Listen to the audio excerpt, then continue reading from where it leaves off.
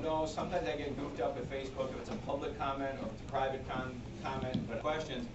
Ladies and gentlemen, when I keep advocating study guides, I think the biggest thing is you want to make the study guide simple. And then as you begin to sort of organize, kind of like grouping of information, ideally that's the idea, is you want to start predicting what the essay possibilities are. So what you should notice is, okay, here's big items under Jefferson, here's some big items with Madison, here's some big items with Monroe. What would be questions that would allow you to tap all of them? Okay, how could you use loose interpretation for multiple presidents? Or what are other topics? Or, for example, Supreme Court cases, would they go over multiple presidents? Because what the idea is you're basically looking for ways of how do I pull information from here and where do I put them? So really the study guide is supposed to be organizing, and that's why I just recommended Jefferson, Madison, Monroe, and then looking for is what are ways where I pull stuff here and then I organize it here. Point, that's really what you're trying to be thinking about. Ideally, you could make individual, here is foreign policy, that's fine too.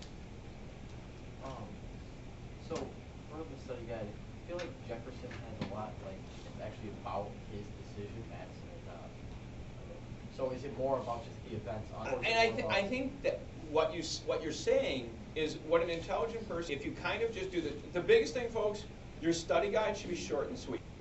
I know Victoria gets very mad at me. If your study guide is, it's your notes. The study guide little part where it's boom, boom, boom, boom, it should be the main titles. Louisiana Purchase, Great Pirates, and it's really kind of a list of things. Think of it like a toolbox. What I'm saying is if you look at the different presidents and what you're saying, here's other ways you could possibly compare. An intelligent person is probably going to figure out there's some very big Jefferson stuff. Maybe a way that you could combine several of those and you're doing more this entire period versus I do not think you're going to see more, okay, here's kind of a period, and what are different ways to look at what are the major flows. What is really the key components that basically is going to shape this period? And it could be ways to look at the Constitution, it could be ways to deal with other nations, a variety of options. Anyone else? Sir. Thank you. Troy is telling me is there was one item very quickly we want to mention. Notes. We're just going to put a small, and folks, the reason Troy is doing this is an item that is in your reading. Do not like reading, please understand. More and more and more, and what is funny is this is what I emphasized to my kids 10, 15 years ago, and then for that No Child Left Behind, it was less and less, and all of a sudden now they're putting more emphasis. You guys need to read, you guys need to read, and then when you come into class, we're supposed to then interpret. The Cumberland Road should be part of Jefferson. It's not a huge item, but what is it? It's another item for your toolbox. If you're looking at strict and loose and all of these things. Also, remember when we talked about Gibbons versus Ogden, we mentioned the Erie Canal. It also connects there. Ladies and gentlemen, the item is the Cumberland Road. If you want to do this in a larger sense, the Cumberland Road is an internal improvement. Cumberland, C-U-M-B-E-R-L-A-N-D. Does everybody know what an internal improvement is? Come on, anybody, somebody, anybody. Yeah, infrastructure. Gotta raise your hand though. What does that mean? I don't know what infrastructure is. Like, Hey! like road system, highways, that would be an example. Ladies and gentlemen, a road, a bridge, a canal, maybe even a dockyard. Could be an idea of an internal improvement. Folks, most of you we all like Interstate 43. Maybe it's nice to have a wayside. Ladies and gentlemen, when we look at the Cumberland Road, when we look at the Erie Canal, when we look at the building of the railroad, the question is not, are they nice? Who can tell me, whenever internal improvements come up, what will be the question? There is one question. Go one step bigger. So yes, money, but what about the money? Will it raise taxes? Maybe you're missing something. Ladies and gentlemen, the question. So you're getting there, but you were implying who pays for it? Should private people? Should the road be owned by somebody? Folks, for a long time we did that. We had private roads. In fact, most of you have heard the term toll bridge. The reason that term came is in the old days, you had a road that went through your property. You would literally put up like an axe across your road, and if someone wanted to go through your land, they would throw in change in your bucket to help maintain the road. Should the state pay for it? Should the federal government pay for it? That will be the question, and please understand, we are going to debate this a lot. With the Cumberland Road, what is the question specifically? Thomas Jefferson, the Congress is proposing building a road from Washington, D.C. that would travel across the Appalachian Mountains out to the frontier. Ladies and gentlemen, the primary purpose of the road was to go over the mountains and to get to the frontier. Once again, the question was, who pays for it? Once you build the road can be used for commerce, it can speed up trade, and clearly the road will have a benefit to Maryland, Virginia, Tennessee, and Kentucky. The question is, who pays for it? Does anyone want to tell me what part of the country is the most supportive, the most adamant, the most gung-ho for internal improvements? What? No. No. Ladies and gentlemen, here's a situation we did not think.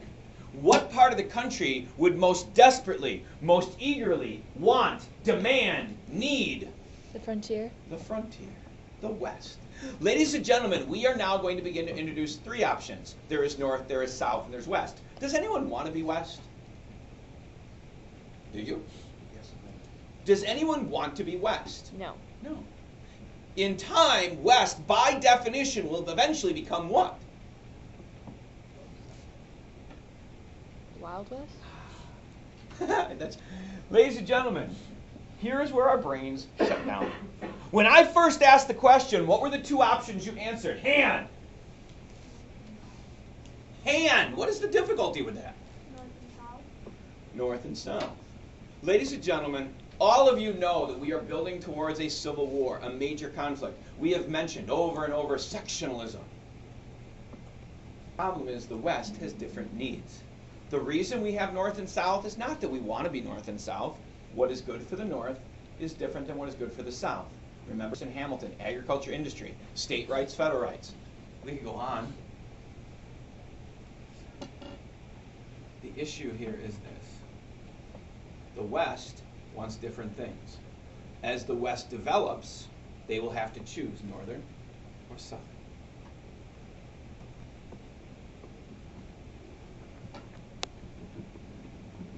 Think about it. Let me give you a real heads up. So let's say we build roads and the West becomes nice and fluffy. Why would the North hate it? Why does the North not want a fluffy, successful, productive West? What? You have the answer. What would happen? The West. Grr! The South would want to use it. Yeah, let's finish the North. What is the problem? She had the answer. They lose business. Not business. What is the problem if the West becomes more accessible? If the West becomes easier to get to? What? The South will want products from the West. West and North will compete with Primary factory workers are poor immigrants that have nowhere else to go. If we open up the West, what do we give poor immigrants a chance to do? They can move west. They can farm. They can set up their own town. Why work for someone else if I can move west? Therefore, what am I saying? Does the North want to see the West develop rapidly and quickly? No. Now, let's go to point 2. This is what Noah maybe started with. If immigrants move to the West, what is naturally going to be the first thing people turn to? Going to be the first business or occupation? Farming. And who does that put pressure on? South. Ladies and gentlemen, the West has different goals than the North or the South. By definition, they are different than the North and South. Therefore, the North and the South generally is going to be in opposition. Eventually, we're going to try to create alliances.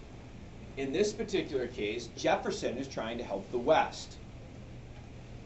Jefferson supports the Cumberland Road. Jefferson argues that the road, and how does he do it? Ladies and gentlemen, you know what is amazing? This is the exact 100% same argument used by Dwight David Eisenhower in 1956 when he proposed and built the interstate highway system.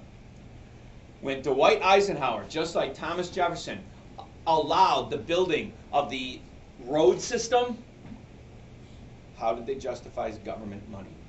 What became the president's logic of why it was okay to spend money? It benefits multiple states. Is all states going to benefit equally?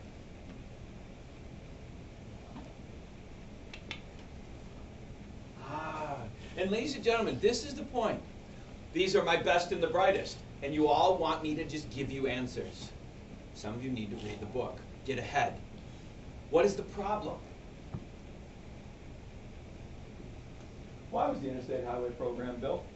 Why is Thomas Jefferson going to use? Is Jefferson supposed to like expanding things? No. Ideally, if the federal government doesn't do this, who should do it? States. Once again, Jefferson is being what then? He's being loose. But how does he justify it? Why? Why do we need a road? Commerce would only benefit who? Those, not the North. Doesn't the South want to make money? Doesn't the West want to make money? But the commerce can only benefit who? Federal government. If it's everyone in the federal government, it's going to be everyone. Where does this road go? West. Where? What state? Ohio. Kentucky and Tennessee. Therefore, who does it benefit? Who is going to have the most to gain? Kentucky. And you can argue Maryland and Virginia, right? Because the road is basically, I'm trying not to give the attachment yet. So basically, because of the road, the people here can now transport across the mountains here. That will help Virginia because everything is going to flood through them, or Maryland. Does that appear to benefit everybody equally? No. Ladies and gentlemen, Thomas Jefferson and Dwight David Eisenhower, when they build both of these programs, they do not argue commerce. They argue what? Why do we need roads? What is the purpose of the road? Hint, what is the president's job? To enforce Enforce what? the law. Okay. Expand on that. What is the president's role? What is the purpose of a road? Why do we need them? Order from whom? Ladies and gentlemen, the purpose of the Cumberland Road, the reason Thomas Jefferson justified the federal expense was defense, protection. For those of you who find that crazy and weird, the Interstate Highway Program, which was built in 1956, was copied on the German Autobahn. The argument was, if the United States was invaded by the Soviet Union, how would we move our military?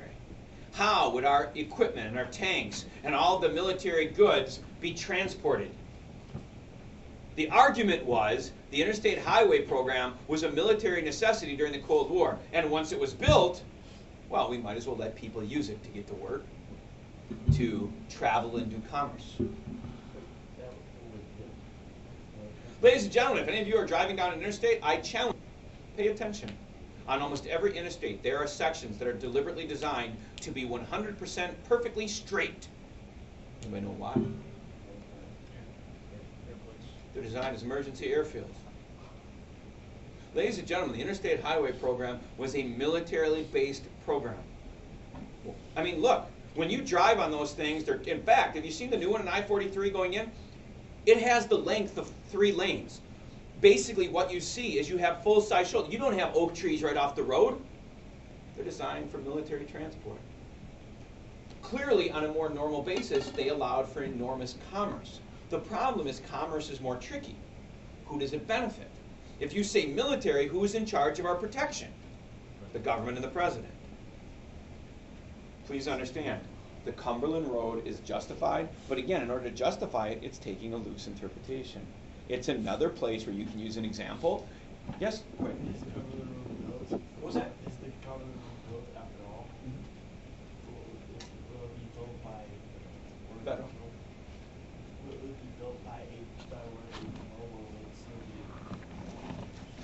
the Cumberland Road was completed by 1812. There are extensions that will be added. In fact, there's a large extension that was proposed under Andrew Jackson, and that will create another fight. And what's funny is Jackson is going to oppose the war because he said that the road should be a state issue. Was it really used at all after But that's my point. Do we use I-43 purely for the military? Who uses it every day? You guys, your mom, your dad, the buses. I mean, for the last 50 years, has the Interstate Highway Program been used for commerce or for military? But what was the justification to pass it? Military. Military. Cumberland Road is exactly the same, except first. So in all honesty, you would argue that the Cumberland Road was the basis for the Interstate Highway Program. Yes, sir. Who ended up paying for the Cumberland Road? The United States of America. So the difference is, and that would be the point, is if it was done as a state project, each state would pay for their section. If it's done as a national road, the government pays for the whole cost. So technically, all the states are helping to fund it. So who exactly was upset with this again? Like, was it, the West wanted it, right? Like, Clearly, what you're going to see is some states. And what's weird is here's Jefferson doing something that's more open, more loose, and you could have Federalists who complain. You could have Southerners who complain. Very state right. Northerners who are going to complain is if this area develops and there's now roads to get out here, those poor worthless immigrants are going to flood out here, and then I'm going to have my workers more. so it's not really so much, it's either north and south have different reasons. It's competition. Yeah, North and South completely have different reasons of why. Now, ladies and gentlemen, just so you notice it, there is an example of an internal improvement in the period that is exactly, absolutely the opposite. Which one is that? What is the other internal improvement in the chapter which is not an example of federal power? Erie Canal? Ladies and gentlemen, if you want sort of the comparison, the Erie Canal, which is a huge, monumentally successful program, was absolutely, positively paid for by who? The state of New York. Therefore, that would be a strict interpretation. New York does not ask for help, and therefore, when it's done, does New York really share the money and the profits? No. It's theirs. The Cumberland Road was supposed to be used by the entire nation. If they saw the success in the Erie Canal, why wouldn't one of the states just be like, no, we want to do it because they money? And you know what? Isn't it scary when some of you guys stumble on things of intelligence? Griff, when you read the textbook, you are going to notice that after the Erie Canal, there are dozens of canals that will be built. There are literally canals that are designed to go from these rivers up to the Great Lakes. There are canals that try to connect the Erie Canal. There are canals that try to connect other waterways. Some of them still in existence, some of them failed, some of them ran out of money, but none of them will ever, in terms of significance, compare to the Erie Canal. But please understand, during this period, canals became a much more, in fact, in terms of number, there was a lot more canals built than roads. And I agree with you. It seems weird, doesn't it? Any other questions? Ladies and gentlemen, would you please, let's go back to the present. I'm pretty sure we got through the treaty again. Is that our last item? Oh, New Orleans. Did we finish the battle? Nope. Ah, okay. Ladies and gentlemen, we are at the situation, we kind of outlined the battle. Do I need to draw it again, or do we all have that pretty much? We're okay. All right. What we'll do is I'll try to catch you up in a sec, or if you come in. Does everybody understand when you look at the drawing, what should you notice is it's January 8th, this is the main battle. What is the peculiar thing about the battle? What doesn't make sense, which kind of sticks out? It's in winter? You tricked me. You're not wrong. Why is a winter battle okay here? Yeah? It's in the south. Yes, you answered your own question. What is the problem with this battle? Ladies and gentlemen, the war is over. The Treaty of Ghent was signed on December 24th. This is January 8th. The war is over. Remember, when you look at the battle, it's Jackson versus Pakenham. Pakenham has over 7,000 men. We have 4,500. Remember, we talked about the three men, the cotton bales. Quinton mentioned going hunting. We took target practice. The one item I don't know if I mentioned, did I bring up Lafitte? No. Ladies and gentlemen, real quickly, can we also mention Lafitte? I believe he is the last. And if you look at the Battle of New Orleans and the tactics, ladies and gentlemen, Lafitte is an honest to goodness, dreaded, hated, horrible pirate. Ladies and gentlemen, what you want to understand is in that area of New Orleans, because of the Spanish, because it was still not overly populated, there was still, coming out of the Caribbean, coming out of these, there was still kind of a large group of pirates. Folks, what happens is this. Yep. Do the best you can. I believe there's an E at the end, so it's L-A-F-E-E-T-E. E-E-T-E. Folks, here's the big issue. The worst thing about being a pirate, thank you, is the fact that although it sounds great, they're outlaws, they're criminals, they have nowhere to spend it. Folks, that is kind of the bad thing. I mean, it's the same today. The whole reason some places have turned to terrorism is they are trying to strike fear and horror into people, but they aren't able to come out in the public because of the fact that if they identify and they create a place where they live, they will be easily targeted and attacked. You are constantly an outlaw. Ladies and gentlemen, Andrew Jackson contacts this man for one reason. As Jackson fights Pakenham, the British Navy, of course, is heading towards New Orleans. Andrew Jackson approaches the pirate Lafitte, who actually owns several ships, and he asks him to help fight off the British at New Orleans. And again, what is the controversy? Andrew Jackson basically says, if you help us, Jackson offers him a pardon. All of his money, all of the stuff he has done, ladies and gentlemen, he would allow the pirate to retire.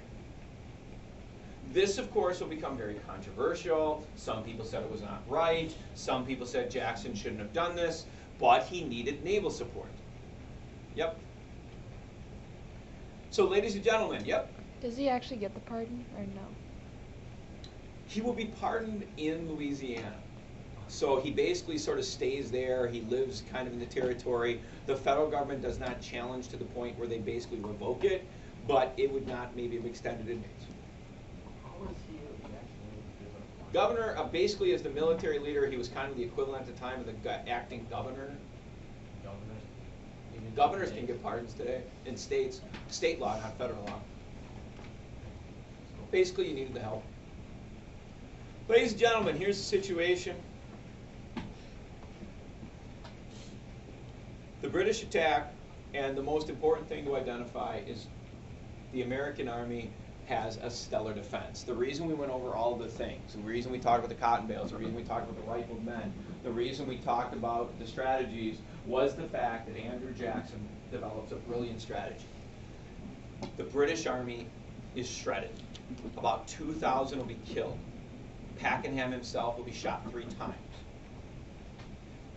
Folks, for the United States, it is the most clear-cut, the most decisive, the most overwhelming victory the United States had in the war. And of course, what is the irony of the battle is what?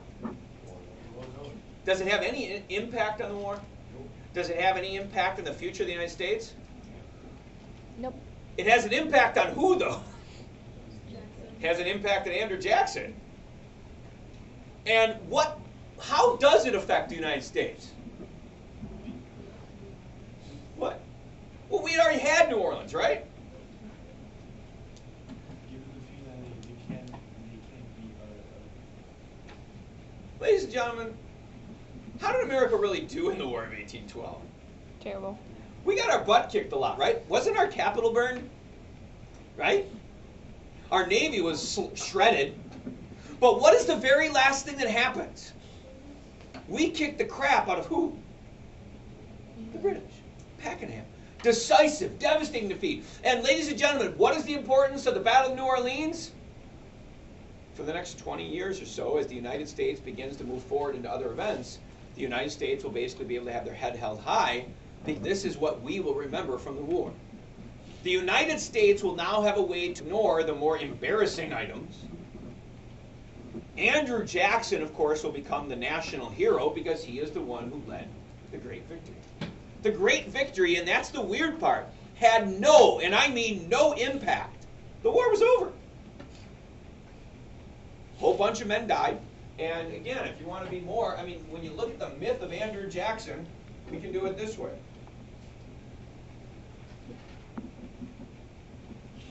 Remember I said the actual totals are 2,100 British killed or wounded? America had 13 dead, 58 wounded. I mean, that's really kind of where this image, this euphoria of Andrew Jackson comes from. I mean, those are just not normal. Post-war agreements. So, ladies and gentlemen, what we really want to look at today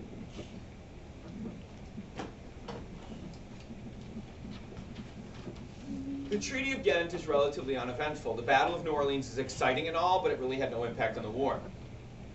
What you want to be aware of is we basically finished the war.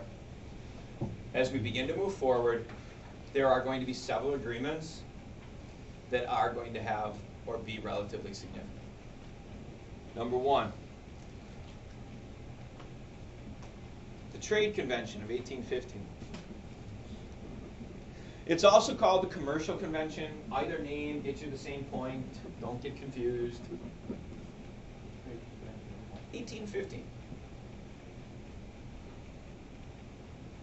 Again, what is it I want to emphasize? The Treaty of Ghent is worthless. However, after the Treaty of Ghent, there are going to be a group of agreements that are significant. The Commercial Convention or the Trade Convention is with England. And ladies and gentlemen, it is going to basically resolve the trade problems with England. We once again restored aid. They promised to stop the search season impressment. They promised to stop dumping goods on the United States. The United States promises not to invoke tariffs on England. Ladies and gentlemen, today we call this favored nation status. Starting in 1815, the United States and England create a very strong economic relationship. The economic relationship that began in 1815 will exist for the remainder of our class. In fact, you could argue it still exists today. The War of 1812 is where England and America butted heads. When the war ended, the Treaty of Ghent was relatively uneventful. These agreements will help to solve the future problems. Next one is Rush-Bagot Agreement. Again, what I would emphasize is these post-war agreements have a lot of long-term kind of real significance.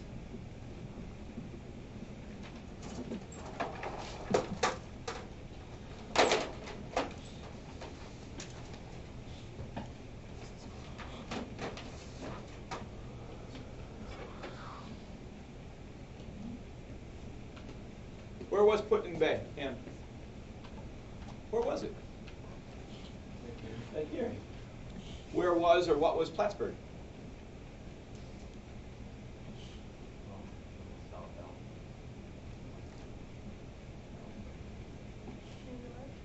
Where specifically? Where was? Ladies and gentlemen, when you look at the Rush-Bagot Agreement, the question after the war is, there were two battles that were fought in reference to fighting on the water. The question was, do we need to be prepared for a future conflict? Ladies and gentlemen, the Rush-Bagot Agreement of 1817 is designed to deal with the Great Lakes. This agreement has a lot to do with our state. We border two Great Lakes. The Rush-Bagot Agreement of 1817 specifically deals with what will we do with the Great Lakes? Are we going to militarize them? Are we going to defend them? And there are two primary agreements. Number one, they will be a neutral, demilitarized border.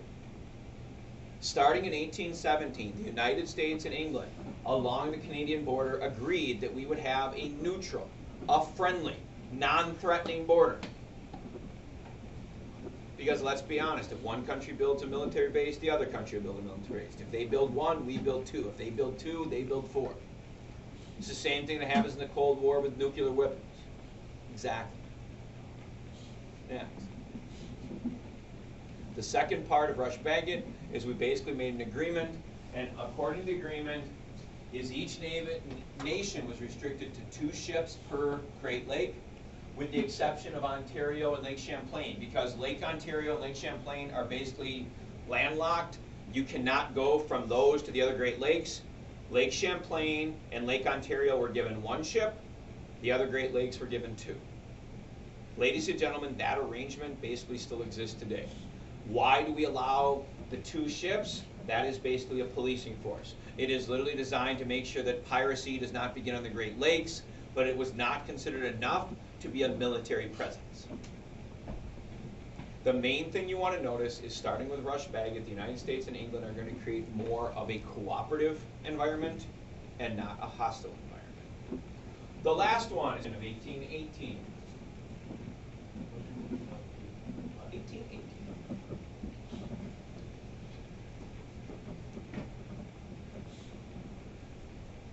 For those of you who are looking over items and are trying to prepare and figure out what you need to do, the War of 1812 is the fighting, but make no mistake, the fighting didn't accomplish anything. The post-war agreements that we're covering now, these are really kind of the outcome of the war. Commercial or Trade Convention, Rush Bagot, and the Convention of 1818. Folks, that is this. Remember when you went back to Louisiana Purchase, it said Mississippi, Rockies, Canada, Mexico. What is the problem with that description? No defined borders. Canada and Mexico, even though you may think so, are not definable. That's the same problem we had with Spain with where is Florida, right? Ladies and gentlemen, look at the map. In the Convention of 1880, we agreed to the 49th parallel. We agreed that we would basically create one flat, smooth, simple line, and that line would basically serve as a border. If you look at the map, you notice how normally, if you look at a map of places, they're jagged, they're bumpy, they follow rivers, or they follow some sort of geographic feature. The reason the border is smooth is we simply took a parallel and went line. So 39th parallel? 49. Couple of other things. Ladies and gentlemen, the Convention of 1818, 1, creates the 49.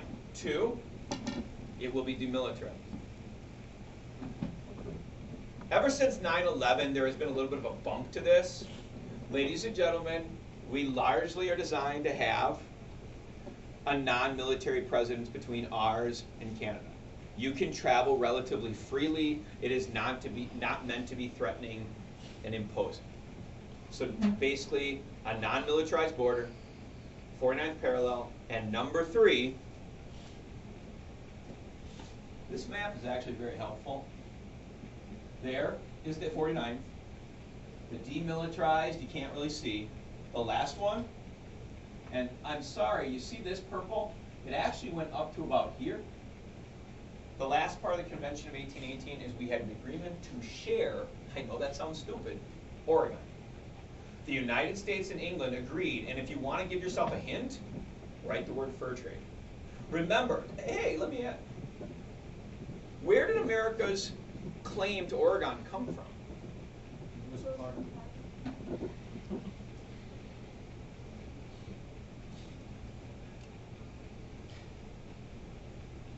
I know. Well done. It is correct, though. It's Lewis and Clark. Quentin's so excited. Any questions?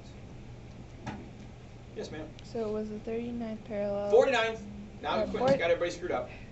49th parallel, share Oregon, and there's a third one, or no? Demilitarized. Okay. The Lewis and Clark claim did that go up as well? Well, when we say the Lewis and Clark claim, the problem was is we were just claiming a piece of land. And at this time in history, we're going to find out that the border with Mexico is going to end about the 42nd. That hasn't quite happened yet. That's coming. And the top border, because it was unclear. The issue in Oregon is the only people going there were fur traders. The population of Oregon by this time is literally probably less than 2,000. So there really wasn't a lot of interest in fighting and stuff. The main thing that we are saying is we will share the fur trade and the whaling. So it's really not so much about. No one was after the land yet, and it's when people want the land that it's going to get a little bit more testy. Questions? Ladies and gentlemen, the next item, and again, you'll notice The War of 1812, there are battles you should identify. There's something important. Commercial Convention, Rush-Bagot, Convention of 1818 are probably more important. They're more important because they still exist today. They have a very clear, definable item. The next item is the Adams and Onis Agreement. Adams and Onis. This one is interesting. This one is a little bit more complicated.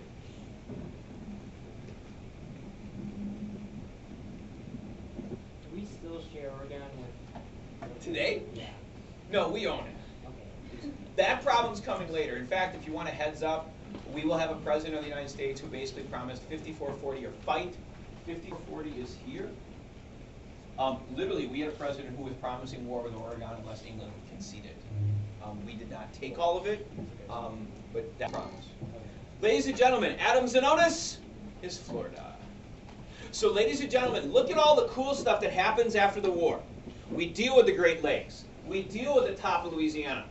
Is it still all under Madison or is this Monroe? Ah, that's actually a good question. Monroe would actually enter in 1817, so technically the Convention of 1818 and the Adams and Onis definitely are more of Monroe.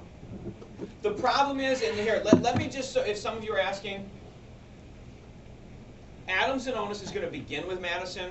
The actual agreement won't come to Monroe. So just so you know, Madison and Monroe are very similar in political philosophy. When we get to Monroe, there is a huge benefit in terms of him being the president. James Madison might have been the luckiest president in the history of the United States, and we'll get to that soon. Ladies and gentlemen, let's explain the Adams and Onis situation. The problem is here. Florida. After the War of 1812, there were two things that were irritating the crap out of us. Does anybody know? What was pissing us off? Yes, Quinton.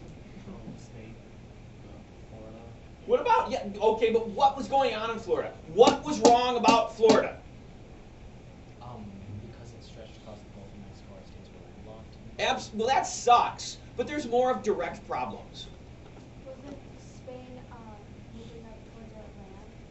Spanish, they're not the threat. You? On the throat? Yes. What is the threat? What causes the United States to begin to pay attention to Florida? What was happening? Indians. Ladies and gentlemen, number one, Seminole Indians. Two problems. And what happens, folks, is the Seminole Indians used to live in this part of the country, the United States, Georgia, Alabama. What happened is because of American policy, the Seminoles moved into Spanish Florida. I don't want to spell that wrong. Okay?